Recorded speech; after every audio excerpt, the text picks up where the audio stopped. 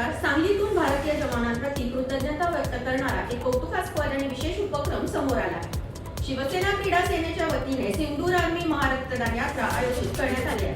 येत्या 9 ऑगस्ट म्हणजे क्रांती दिनी सांगली जिल्ह्यातील तब्बल 1200 शिवसैनिक नवी दिल्लीतील आर्मी कमांड रुग्णालयात जाऊन आपल्या सैनिकांसाठी रक्तदान करणार आहेत, अशी माहिती क्रीडा सेना प्रमुख पैलवान चंद्रहार पाटील यांनी दिली.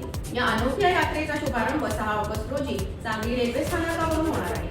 तेथून सुटणाऱ्या श्रीनाथ एक्सप्रेस या विशेष ट्रेनला हिरवा झेंडा दाखवून शिवसैनिक दिल्लीकडे रवाना होतील. या शुभारंभ कार्यक्रमाला उद्योग मंत्री उदय सामंत, पर्यटन मंत्री शंभूराज देसाई, आरोग्य मंत्री प्रकाश आंबेडकर यांच्यासह अनेक मान्यवर उपस्थित राहणार आहेत.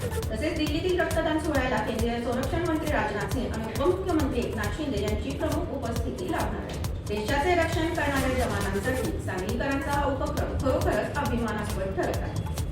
हल्ला ज्यावेळेस झाला त्या ठिकाणी हल्ल्याच्या ठिकाणी पोहोचणारे पहिले आपल्या देशातले एक पक्षप्रमुख म्हणून तिथे पहिले आमचे एकनाथ शिंदे साहेब होते. तिथे गेल्यानंतर तिथली परिस्थिती बघितली साहेब. जास्त होते पदाधिकाऱ्यांनी बापू दहाराची सगळ्यांचं म्हणणं असं आहे की प्रत्येक डब्यात समजा प्रतिभा काय डब्यात 10 घेऊन बसला तर त्या डब्याला शिस्त लावण्याचं काम तुम्ही तिकडे करा. मागच्या वेळी काय होतं, झाली